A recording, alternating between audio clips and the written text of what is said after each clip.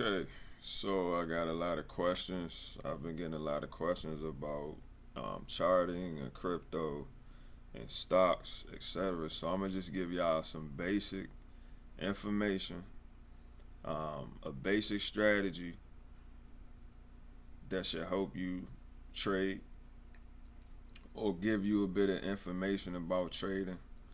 Um, First off, I'm gonna say learn how to chart, learn how to read the charts. So let's just talk about candlesticks in general. So a candlestick is basically a time period. One candlestick equals a time period. So we can say this one candle here is a daily candle. So this is price action in one day. So in the candle, you will have a high price. So this is the highest price that the stock or crypto traded, and this is where it closed at. So since it's a bullish candle, that means it closed higher than it opened, and the open will always be at the bottom. If it's a bullish candle, if it's a bearish candle, which means it's going down, the price is going down, then the open would be above the close. Okay, so green means it's going up, red means it's going down. If it's a green candle, the open would be lower than the close. And understand that the high and the low was just where price reached, but it didn't close there. So the price reached those levels. So that's important to note, because what we call these are wicks. So like the little tail at the bottom and the tail at the top, those are wicks, and that shows you a lot of information. So let's try to see. So here we have a different looking candlestick, right? So you have, this is considered a baddie. Also, I forgot to say that. So let's go back. So this is a baddie. A baddie is where price opens and closes. Outside of the baddie is considered a wick or a tail. I call them wicks. A lot of people call them wicks. So let's go back and look at it. So here you see a long wick, a long tail, and a small baddie, right? So basically what the wicks are going to tell you is price went all the way down and people bought it back up.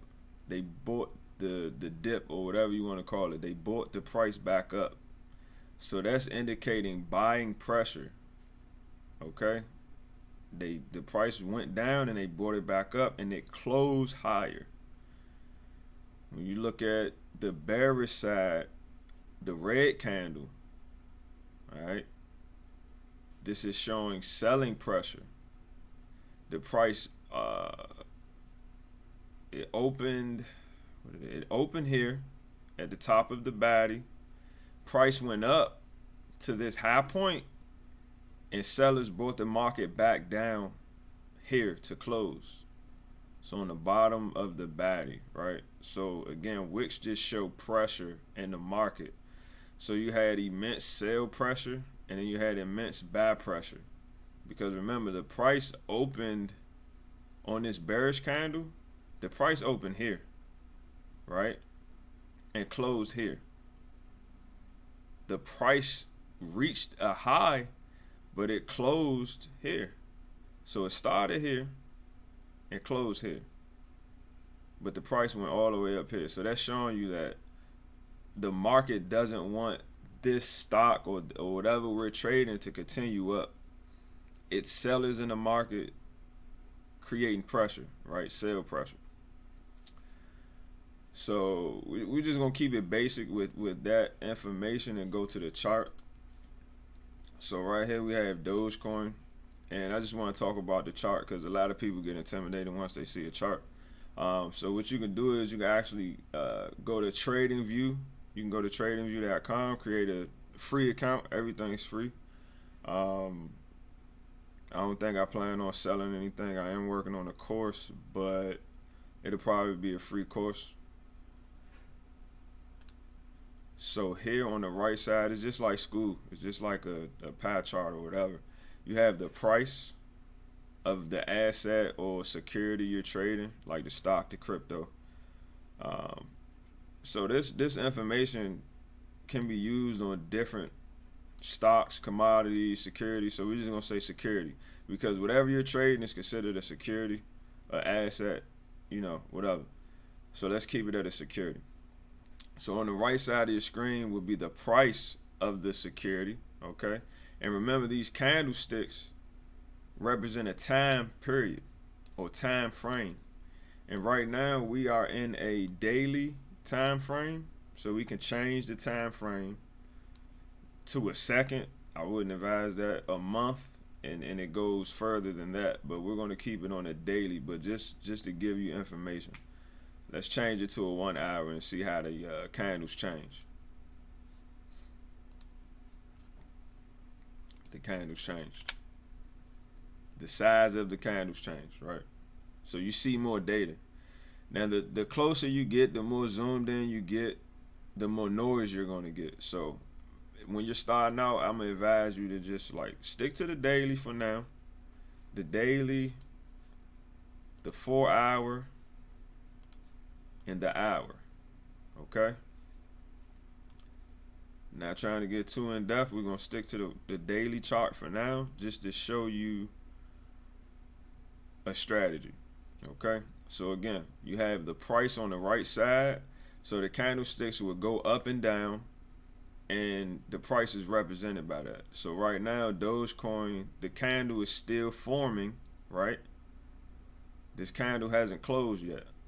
And as you can see, you have a wick going down, and price is respecting a certain level. We're going to get into that. It's called key levels. We'll get into key levels and price structure, but for now, I'm just giving you the basics of the chart. So we went over the right side of the screen where it shows the price. Now at the bottom of the screen is your date. So this is this candle here was on March 26th of 2021, and today's candle, of course, is April 23rd. Basic information. You have your candle represents a time frame, so this will be the daily. Each candle represents 1 day, right? And then you have the price on the right. So the candles will move up and down from left to right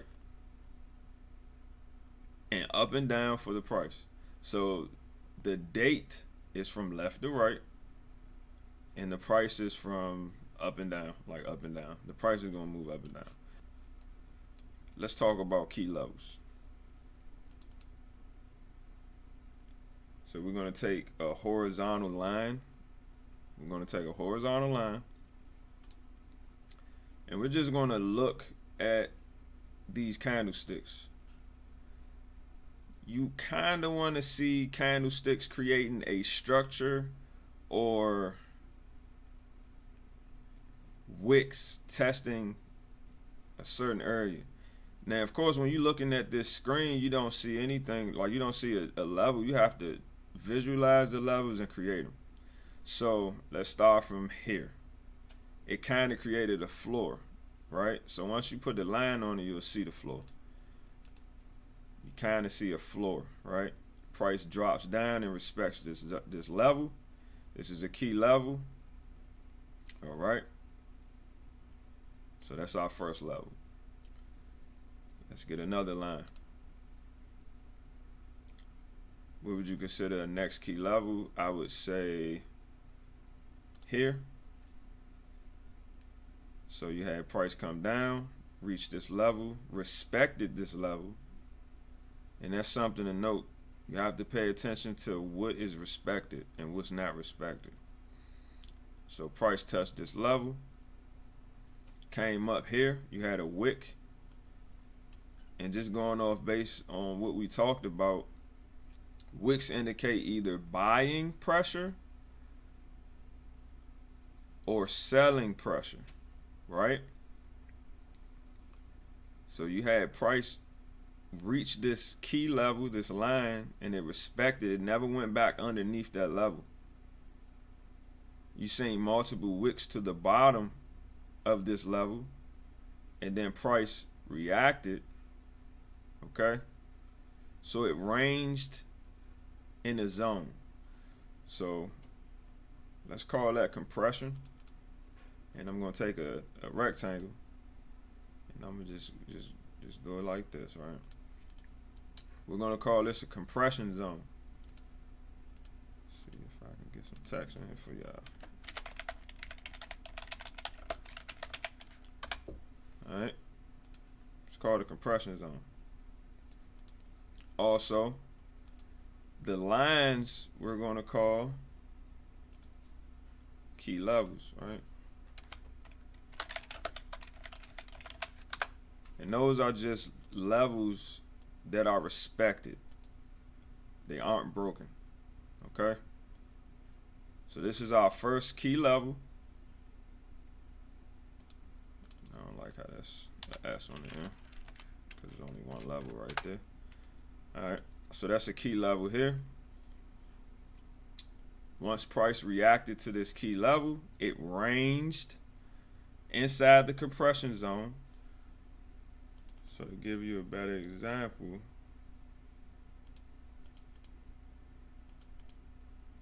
let's see if I can.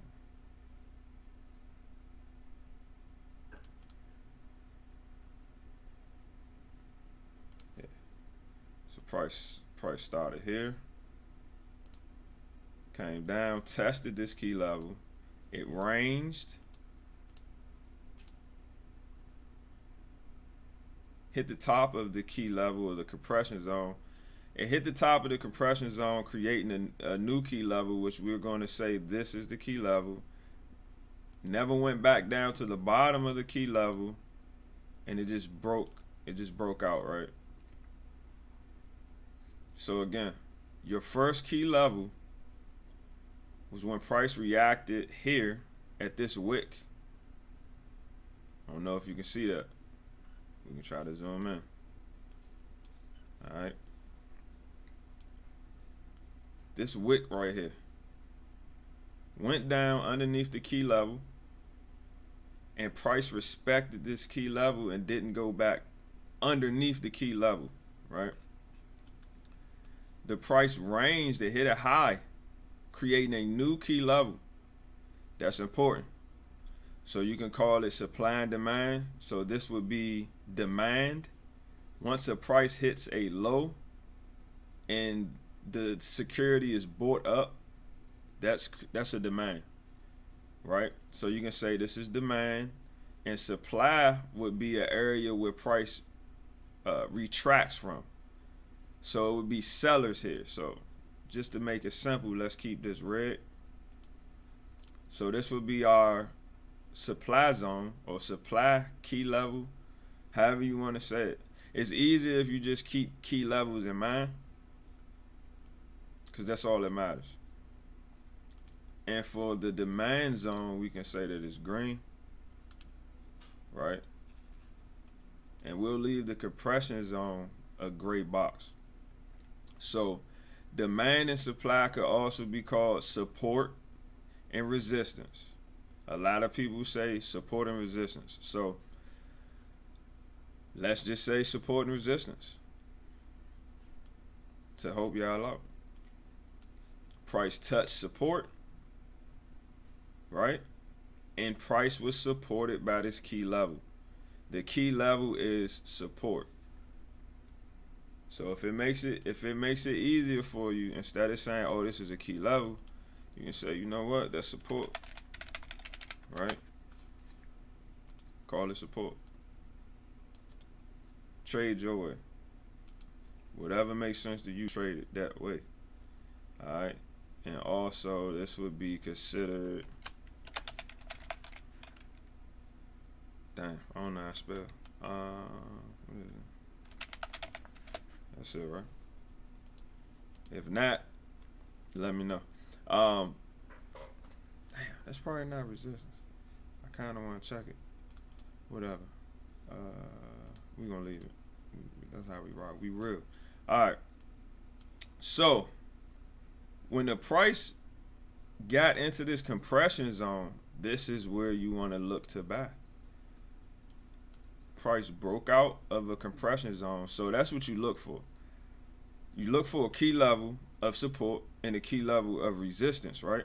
And then you look for a range within a compression zone. When a security is trading inside of a compression zone, you want to trade the breakout of the compression zone. All right. So we are done with these two key levels. Let's look at the next leg up on the security, which is Doge, whatever. Can you see another set of key levels? Just look at it. Because once you understand these concepts, you don't even need to put levels up and do everything I'm showing you. You'll just see it. You know, you can just probably do 2 lines and you're good. And we can get into trend lines. That's another thing. But for now, we're just gonna keep it simple with supply and demand / support resistance. But the main thing to remember is these are key levels. Key levels that price reacted to once the price hit. Okay? So, price broke out of this compression zone, reached a high, and found sellers in the market. Boom. That's your next resistance. That's your next key level. Here. Price went up. And let's clarify what we're saying here, right?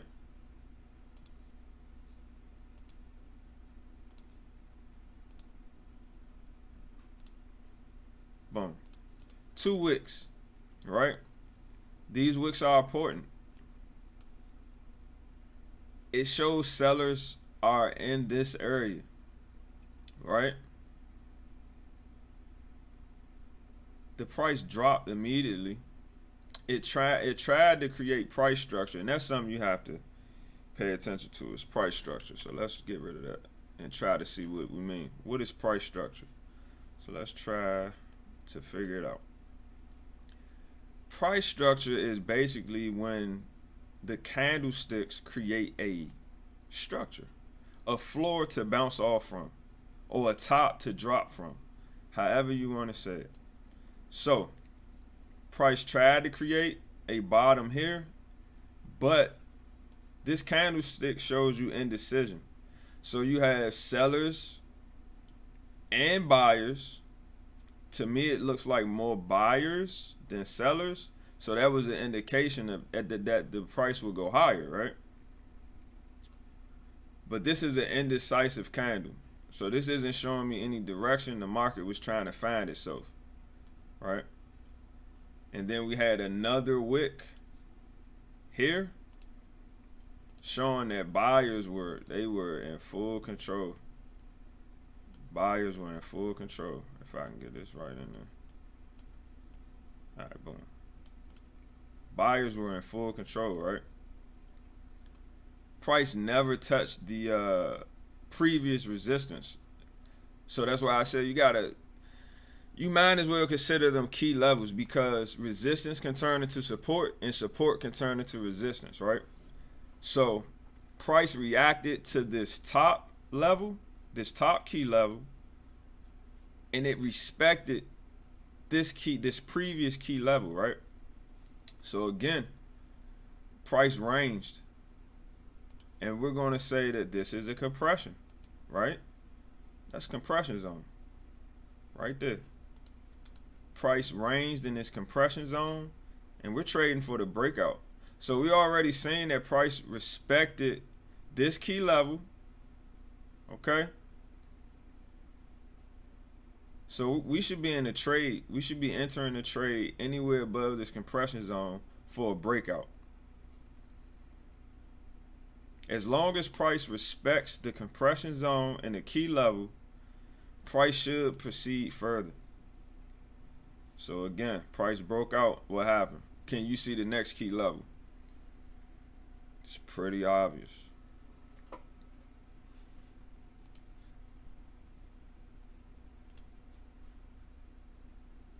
That's your next key level. created price structure. So this would be considered a key level as well. Here, I would say that's a key level. We're going to turn that green. Right? That's your support. That's your key level. Price never hit it again. It never hit it again. It respected the level. So what happened was we created a new compression. New compression.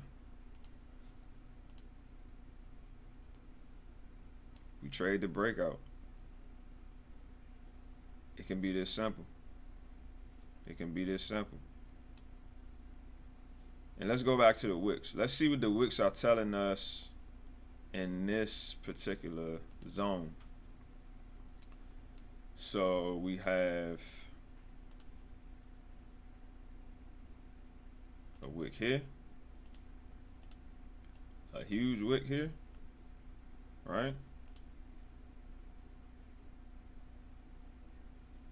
But we also have an immediate wick here, indicating that it wouldn't allow price to go back down. Once you see a wick like this, immediately after a wick like this, where there's a lot of sell pressure, it's just letting you know the market doesn't want to go any further down.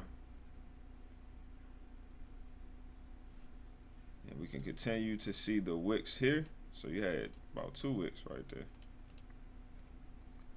Price never left the compression zone and never retested the previous key level. It just went right on up. All right. So now we're looking at Dogecoin. Now, does it look the same here? To me, I feel like we haven't made a new price structure yet. We're still trying to figure out price structure. But let's just say this could be a key level. I wouldn't even say that's a key level. I wouldn't even put a key level yet. We need to let this create a structure. You see how long it took for this structure? So you can actually check, right? So it's a tool that you can use to actually calculate how many days. So it took 82 days, pretty much. It took 82 days for price to create a structure and break the compression zone. All right. And remember, each candle is a daily candle. So we can go down further to like a 4 hour. So this will be a 4 hour candle. And as you can see, it's more data. It's more data in here. So those wicks started to look a little different, right? It started to look a little different. That's a little advanced. I'm not gonna get into that. That's more so candlestick patterns. But it's just easier to trade the higher time frames. But as you can see, it's the same. You have a compression zone. You have key levels, support and resistance, key levels, however you want to say it. And you have wicks. Wicks are going to show you, and the wick would be here for that one. So, man, you get the point. Yep. Boom. Wicks are going to show you the market's intentions. But if you focus on key levels and compression zones or compression areas, you should do good. Focus on the bigger picture.